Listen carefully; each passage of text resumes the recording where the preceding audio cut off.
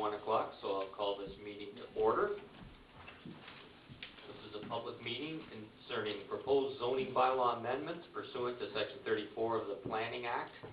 This is for file C32-18, Plateau Glenelg Street, part lots 227, 228, concession 2, SWT SR, all of lot Y and part of the unnamed street lying northeast of part lot 3, block S. Compiled plan for 80 geographic the village of Dundalk. Any person or public body is entitled to attend the public meeting and make written or oral submissions in support of or in opposition to any of the proposed zoning bylaw amendments. Written comments should be submitted to the clerk, Joanne Hyde. If a person or public body does not make oral submissions at the public meeting or make written submissions to the Township of Southgate before the zoning bylaw is passed, the person or public body is not entitled to appeal the decision of the Council of the Township of Southgate to the local planning appeals tribunal. And in addition, they may not be added as a party to the hearing of an appeal before the local planning appeals tribunal in the opinion of the board. Unless in the opinion of the board there are reasonable grounds to do so. So, well, I was going to say the first, but it's the only issue here, again, is file C32-18. The purpose and effect of this, of the proposed official plan amendment to the Township of Southgate official plan, would redesignate portions of the site that are currently designated industrial to neighborhood area in order to allow for the proposed residential development. The hazard lands portion of the site is proposed to be refined to the assessed boundary as per the environment impact study and functional servicing stormwater management reports submitted with the application.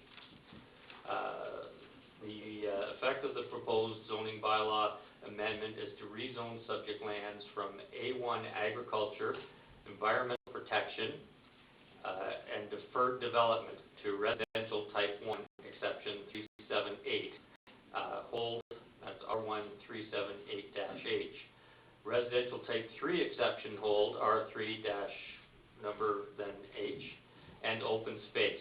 The proposed exceptions are proposing a variety of site-specific provisions in order to accommodate the proposed development. May I please have confirmation from the clerk that proper notice was given in accordance with the Planning Act? Through the chair, yes, proper notice was given in accordance with the Planning Act. Notice was sent out on June 4th and the sign was posted on June 5th. Thank you.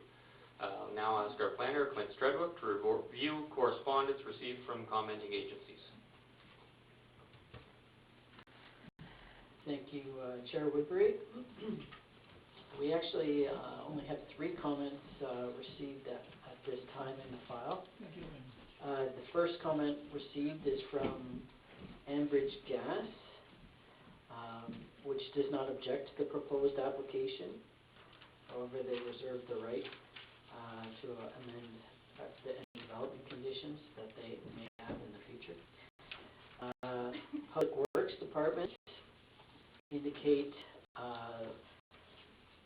stormwater management is a concern, will be an issue that will be looked at ongoing. Road widening is not necessary. It is a load-restricted road. It's required to be on municipal water and sanitary sewer service. Water main is to be upgraded for supply from Dundalk Street. And the relocation of the water service at 251 Glenelg Street is to be completed before underground works commence. It's in the Wellhead Protection Area D, which is managed by Education and Outreach Programs. The Grand River Conservation Authority have reviewed the following information submitted and associated with the proposed developments. The GRCA recommends deferral of the draft plan of subdivision and zoning bylaw amendment until additional information can be provided or clarified by the applicant. We have no objection to the concept of the official plan amendment, as it's recognized The two proposed land uses are approximate and can be further refined through the mapping provided by the zoning bylaw amendment and draft plan conditions. And then they list some advisory comments for detailed design and whatnot, which will be worked through. Obviously, these comments are available if anyone wishes to peruse them. I'm not going to read them in their entirety. Suffice to say, the applicant will work on them, and it's recommending deferral. And that's all the commenting agencies? That's all the agencies we have at the present time in the file. Okay, thank you. Are there any written comments from members of the public? There are none received in the file. Okay. Does council have any questions at this time? Okay, not at this time. I'll now ask the applicant or agent, if they're present, to identify themselves by stating their name for the record, and would you like to make any representation on here? There's a sheet up there you'll have to sign in too, please.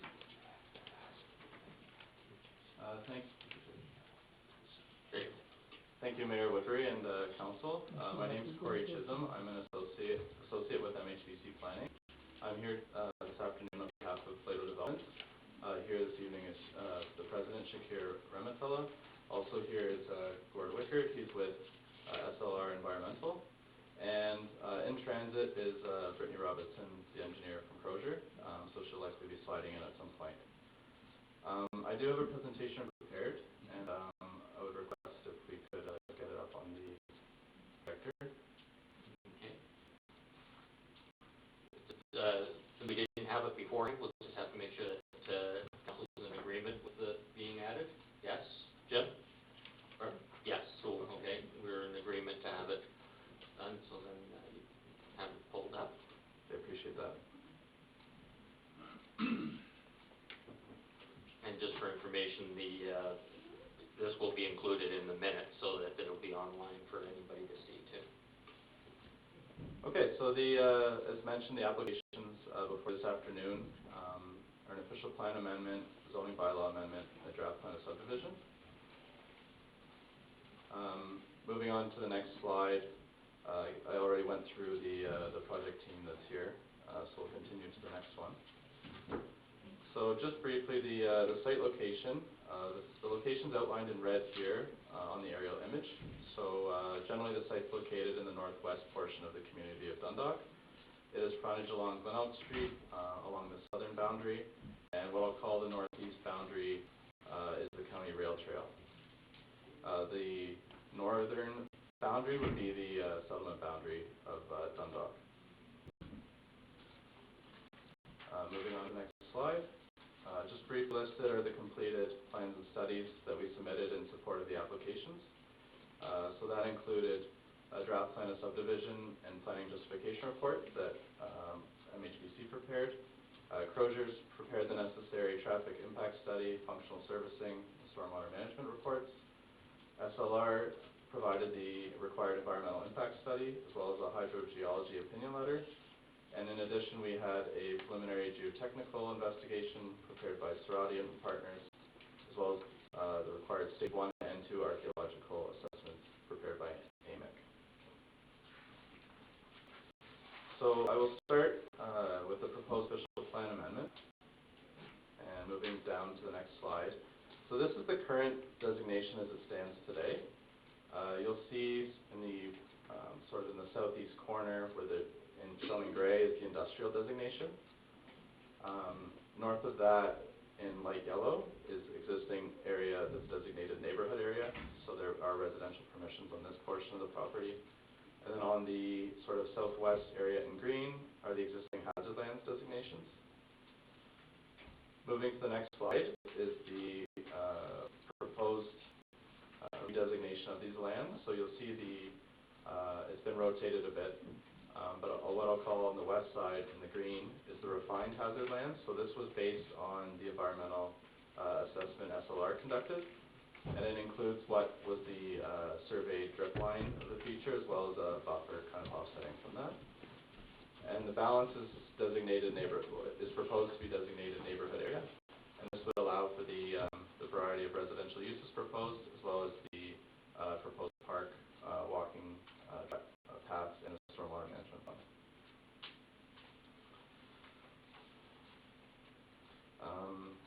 Skip over the next slide, and we'll move into the proposed draft plan.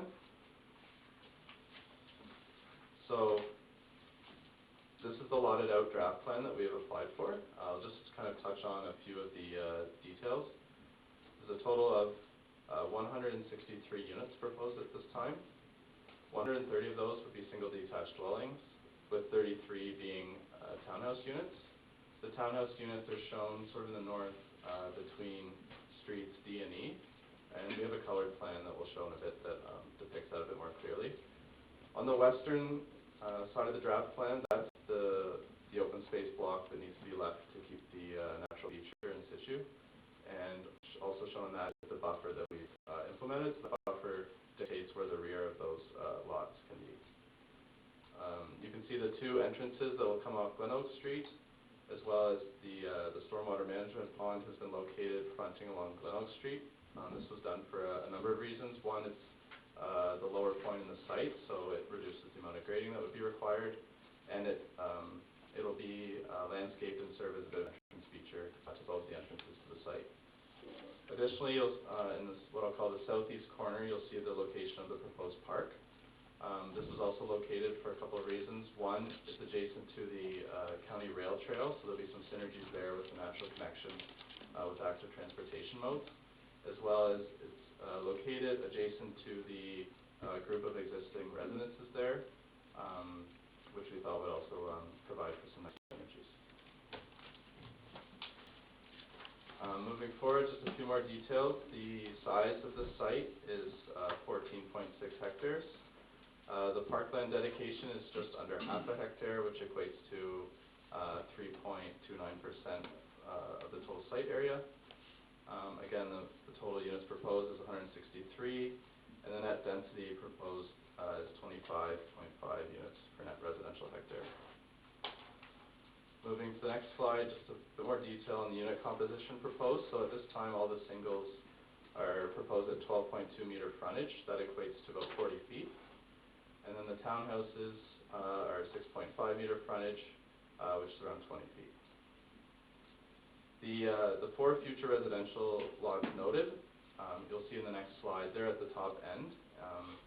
Standard planning practice is to include connections for future roads to go to adjacent lands, and these lots would require frontage on those, so if in future that proceeds, these four lots would be able to come online, and they're shown in the top two corners there in red. Again, on this slide, just in the lighter orange, I know it looks similar to the yellow on the screen there, but that's where the townhouses are proposed.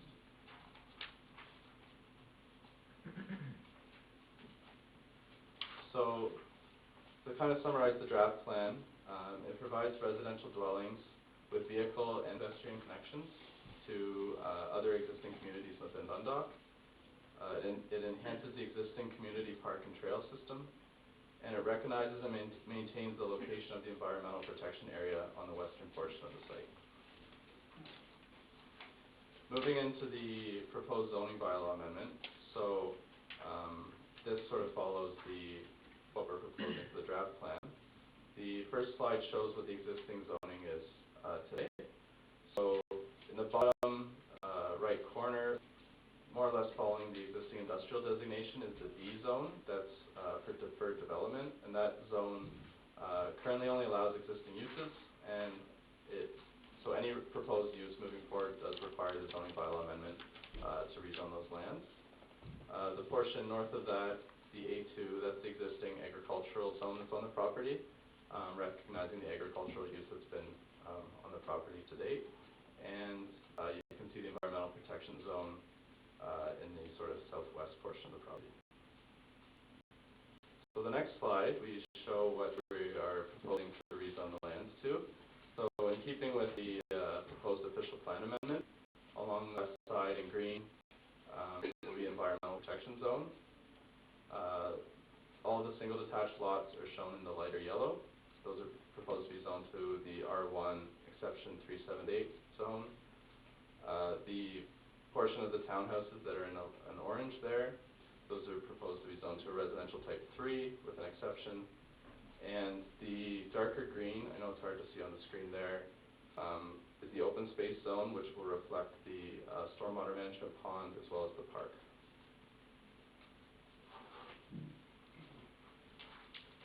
So again, those are the proposed zones that are listed. Skipping to the next slide, we have the site-specific exceptions that are being requested. So we'll start with the R1, so this will be for the single detached units. The proposed zone here is the exception 378. This is the same zone exception that's been implemented on the other Plato development in Dundalk, the Edgewood Greens, specifically the Plato east and north portions of that. So all the proposed exceptions being requested are exactly the same as that zone implemented there already. Some of those include reduced minimum lot frontage, minimum lot area, slight increase to maximum lot coverage, as well as some reduced setbacks for front yard, interior, side yard, as well as exterior side yards. Moving to the next slide is the proposed exceptions for the R3 zone, which is for the townhouses. So the majority of these provisions mirror the same exception, I believe it's number 379, that's implemented on the other Edgewood Green development. The reason we need to incorporate a new exception number is that there is one change, and that is the request for increased maximum lot coverage. So with the townhouses and the product that would like to be developed, that was sort of a restraining factor. Especially with townhouses, the interior units don't have any side yards, so the only area that is open space is the front and the back, as opposed to a typical single detached dwelling that has yard all around. So that necessitates the need for the request for an increase in the maximum lot coverage. There's a difference. We asked for 45% on N units, so N units do have one yard that wraps around the side. And then the interior units, we're requesting 50% for the interiors, as those are the ones most constrained as they have no side yards. Moving to the next slide, we get into some of the other disciplines involved. So just briefly, the servicing, transportation, and stormwater management portion that Crozier took care of. From a servicing perspective, all the proposed lots will be serviced with municipal sanitary and water services. The development will be serviced with various utilities, including natural gas, telephone, cable, TV, and hydro. And based on the conclusions and recommendations and submitted functional servicing and stormwater management report prepared by Croziers, they concluded the proposed development can be adequately serviced. Moving to the next slide, we get into the stormwater management portion.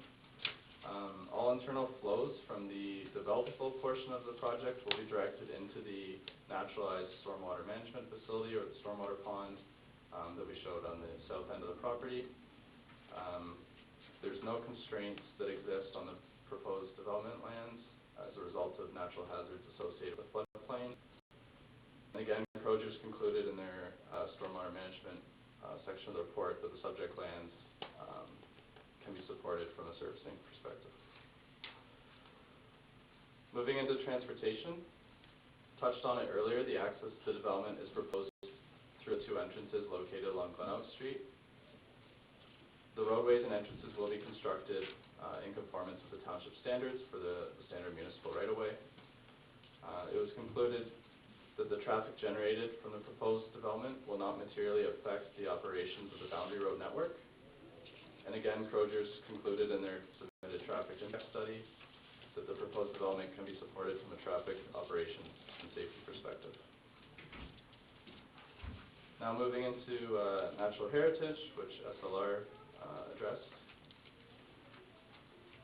The analysis of the natural heritage features and functions associated with the proposed draft plan indicate that the proposed community within the Southgate official plan can proceed with within the context of provincial and regional policies to protect the essential natural heritage function species at risk. So this is all the provincial requirements that we have to meet. In addition, SLR's evidence-based buffer discussion supports the average buffer, which is currently the buffer between the rear of those lots and the west side, backing onto the natural feature. And in conclusion, the EIS that was prepared by SLR concluded that the proposed draft plan is supportable from a natural heritage perspective. So again, this is just an aerial showing the feature that was surveyed and staked, as well as the average buffer that is proposed to the rear of those lots. And moving on, just to summarize, again, a total of 163 units are proposed, 130 singles with 33 townhouses. The site will be fully serviced. The proposed subdivision will be accessed from Glen Oak Street. The proposed subdivision recognizes and maintains the location of the environmental protection area on the west side of the property. And the proposed official plan amendment, zoning bylaw amendment, and draft plan conform to the policies of the counties and township official plans and are consistent with the provincial policy statement. So, just like to thank everyone for the opportunity to provide presentation, and our full team is here to field any questions you or the public may have. Thanks a lot. Thank you. Okay. Now we'll move on. Is there anyone present that would like to make submissions in support of this application? And just for everybody's information, that you'll be required to state your full name and address so for the clerk while you're at the podium, and your comments will be included in the minutes and form part of the township's records on this. Okay, so if there's anyone that would like to speak in support of it. Okay, seeing no one. Is there anyone that would like to make a submission in opposition? Yep, come on up. Sorry.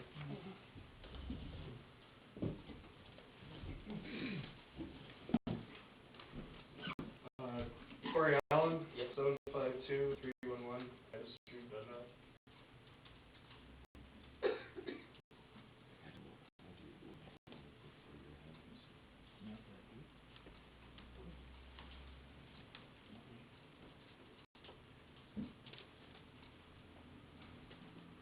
Mine's not, I'm all for growth, Yep. but as a property owner there, I'm curious with your geotech, where did you get into the water table there? The three neighboring properties beside me, we all run off a well.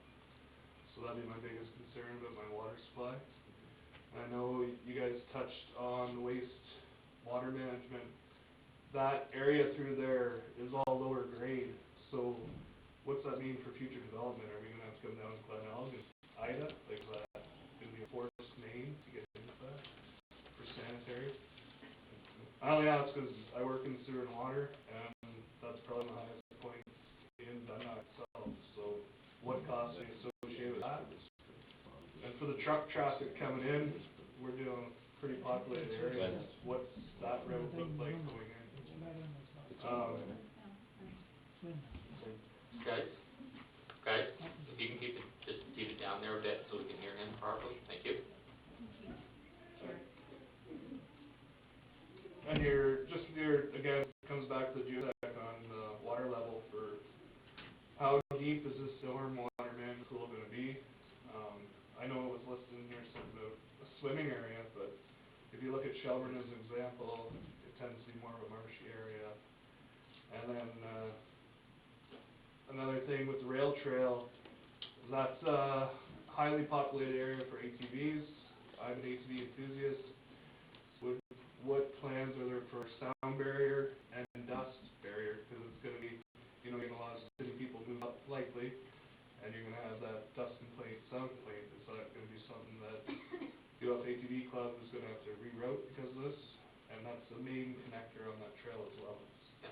Those are my only questions. Okay, good, thank you. I don't know if you want to respond now or they'll be part of the record and that there'll be things that are looked into after. What would you? Thanks. You can, yeah, sure. Yeah. So my name is Brittany Robertson. I'm the engineer with Crozier & Associates that works on the servicing. And so to answer couple of your questions and I would love to get a little bit more input on with respect to the ATV trails specifically from you. But for servicing, we actually have services right at the property line that we can connect into via gravity. So we don't need to put any pumping stations or anything like that. You're absolutely right. Everywhere in Dundalk has high groundwater, so there will be fill associated with this property. So in order to accommodate the development of the site will need some fill in the areas that were slated around the roads, and as a result, that will allow us to get the cover we need to get gravity to drain the site, which will all actually drain south in the existing patterns that it goes. And we'll be able to over-control everything in our pond to make sure we're meeting the pre-development flow rates off the site. From sanitary perspective, again, we're going to be connecting into the existing. It's got capacity for our flows, and it will all be gravity.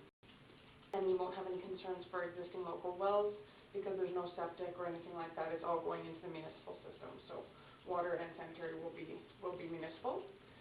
It's an excellent point that you brought up about the ATV trails, and we'll certainly want to make sure that we're matching or exceeding whatever else is done along the rest of the trail through town. So if we can get more information on exactly which kind of patterns are most frequently used, we'll certainly look at that, because we want to make sure we're not only providing connectivity, but we're making sure we accommodate what's already there, because we'd like to just build on that as part of the active transportation system. We're actually working with the town right now to implement more trails that can connect into that, but that's a work in progress because we're balancing a couple of different inputs from conservation authorities in town and county. So I think I covered most of your questions. Okay. But again, that'll be part of the record, so that'll be, we'll be looking at that in the Quince report down the road too. But just that geo then, Yeah. did you get into the water table with that geo? Oh, sorry. So yes, Sorry. about that. No, we've been doing actually an entire year worth of groundwater monitoring, so we know exactly where the seasonal high is, and everything will be based off of that. So the SWIM that you refer to is an acronym. It's just stormwater management, but everything will be done to interact appropriately with the groundwater levels. Typically, our permanent pool will be within the groundwater, and that'll be designed to accommodate each other, and the rest of the ponds above it. But as I said, we need to fill the site, so we're able to work on top of that as part of the rest of the design of the site. So we do have a year worth of monitoring, though, just to make sure that we're not causing any issues. Good. Thank you. Good question for that. Yeah. Anyone else that would like? Yeah. I'm a last minute fill-in. Yep. Dino Antunes is the landowner to the south of it. Mm-hmm. He has some concerns. I didn't have any time to address any of this. I'm a retired engineer, but I just read the situation. Okay. You have to state your name as well for the record. Okay, Ed Carvalho. Yeah. Thanks. Now, the scenario is there a timetable that we have to address this and check out with people, for us to check this with other people? Or is this decision going to be made? This decision is not going to be made today. Right. Definitely. Is there a process, if you are in no position to address this in legal terms? Yep, I'll let the planner answer, because he's got the numbers and things better than I do. Sure. As far as if there are concerns, if you bring them out now or any time before a decision is made, I'm a fill-in. yeah, that's fine. You or the one you're filling in for. Yeah. If you have concerns, you bring them up. We Bring them up to whom? to now or in the future before we can make a decision on it. So, To whom? The county or Grey County? well, you can present the concerns either today or to myself or to the county of Grey. Okay. Because the county will share them with us and we will share them with the county. Okay. So. Who do you represent, the township? The town. Yes. Yes. So, I wouldn't anticipate What's the time period for this? well, depending on how soon they can get any concerns addressed, it could, I guess, conceivably go for approval in the fall, whether that's September, beginning of September, I don't know. Our next available council meeting is in August, beginning of August. It's questionable whether or not all the concerns could get addressed by then, but So if there's a written report from his point of view and his people, it can be done at any time before then, right? yes, because if there's a written response provided back to us, Right. then the onus is on the applicant then to respond to that comment. But there's no time limit. Well, as long as they're going back and forth, Okay. then Mhm. I just want to know time limit. there isn't one. As long as there's constructive dialogue going back and forth, Right. then Is the dialogue gonna be involving you? it can do, yes. Usually it comes through me just as a mediator or something. Right, let's go. Mhm. I don't think there's anything else then. Okay, great. Thank you. Did you sign the register? No. Okay, if you have to throw your address on there, put that too, please. Okay, is there anyone else that would like to speak in opposition? Okay.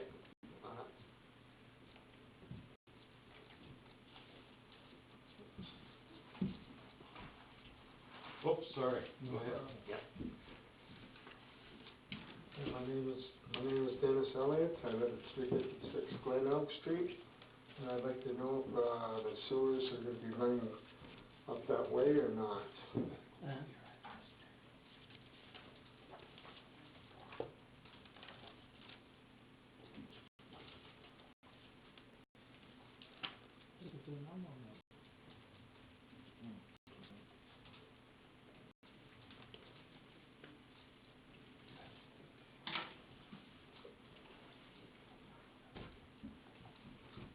Brittany from Crozier again. Yeah. So as part of the development application, we will be bringing sewers to the two entrances and into the subdivision, as part of the external servicing work we're doing. The sewers are almost right to the front of the property already, but again, everything we've done right now is just a preliminary design to show that it's feasible. We're not at the detailed design stage yet. So in the past, we've worked with the township if there's certain things they want us to look at.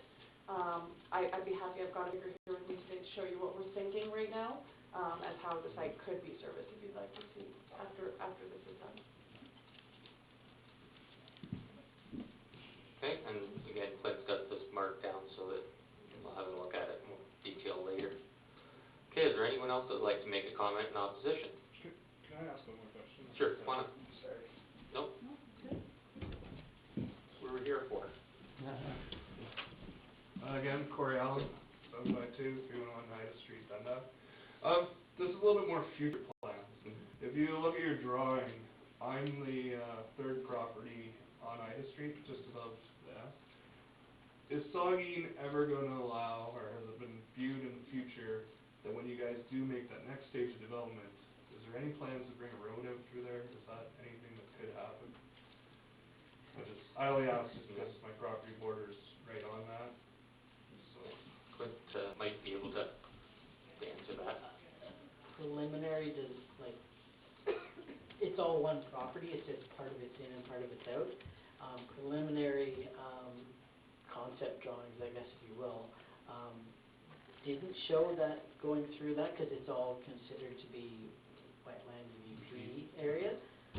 The township from a transportation point of view and having an additional access might want to see that. However, it might be too big of a fight to have with the conservation authority to even get it. It might be just cost prohibitive to even get one through that area. So it has been thought of though. Okay. No, I just, Yeah. future knowledge. Yeah, absolutely. And it will end up, I would guess, and this is strictly a guess on my part, like down near my place where there Hagen doesn't go right across because same type of thing there. It was just not feasible to put in the bridge and all the stuff that was needed. So And if we go to that south end, let's talk to south end, but you guys were able to get some clearance, so that's kind of wetland. I don't know if it fell under EP, I didn't really monitor that one, but there won't be, you guys won't get any go ahead from Saugeen to touch the EP that's there then. I love my backyard, so. yeah, yeah. But, okay. No, and Thank the you. plans look like that's going to be quite a buffer there for you. So Okay, thanks. okay, good. Okay, so not seeing anyone else jumping up, we'll carry on. Are there any other questions from council? Barbara has a question. Thank you, Mr. Chair, and thank you all for coming. Mr. Allen has actually asked one of my questions about an alternate, more northern road access through that EP. I mean, if it's anything like our Highway 10 bypass, it wouldn't happen in my lifetime, probably. I was just curious about the truck traffic, and access would probably be coming from Ida. The time frame for the development, once it's approved, or, you know, whatever the timelines, because we do have a lot of construction going on in Dundalk. And the other question was about the townhouses, and I was reading the report that there are 3 stories. Are they proposed to be 3 stories above grade, which makes it a very tall building, or is that 3 stories including the basements? Just from a fire, being able to address those concerns as well. And whether any of those townhouses are earmarked for senior living, which would be 1 level as opposed to multiple levels. So that was on behalf of one of the seniors committee members. Through you, Mr. Chair, I would answer this question. We have, the townhomes we have planned are all 2 stories, and I think the flexibility is there for 3 stories just in case if we had any architectural feature or something. But that's why we were requesting for the coverage exemption. So the townhomes that we've already designed in the Edgewood Green site, they are all 2 stories, so we're not looking into any 3-story site. And as far as providing units for seniors, we are flexible. Even in our Edgewood Green site, we are offering bungalows, and on single detached as well. We offered them on semis. We even offered them on townhomes, but there was some interest in singles, but nobody has bought any of those units. But as you know, we are coming up with the seniors apartment building, and we're very excited about that. And we've got a lot of response, positive response from a lot of people. So I think the seniors would be taken care of over there. But yes, we would be more than happy to work with anybody if they're interested in buying a townhouse or a single a bungalow. So yes, we'll work with that. Great. Thank you. Yeah, was that it then? I think so. Okay, anyone else have any? Brian? Just a quick question for Clint, actually. I note the density is 25 units per hectare, roughly. What's the provincial current recommendation or target? Is it 20? It used to be around 20. I don't know if it still is or not. In the Grey County OP, it's actually 20. Yeah. So we're actually exceeding that a little Right. bit. That's good. What is the current average in Dundalk, given the new development on the south edge of town? I was going to say That'll bring it up. probably about 15. 15? Yeah. And what has it been historically before the subdivisions? What's that? 10. 10? 2? Yeah, it's been pretty small. Okay, thank you. Okay. Jim, did you have anything? No? Good? Okay. So, then, just a little word here.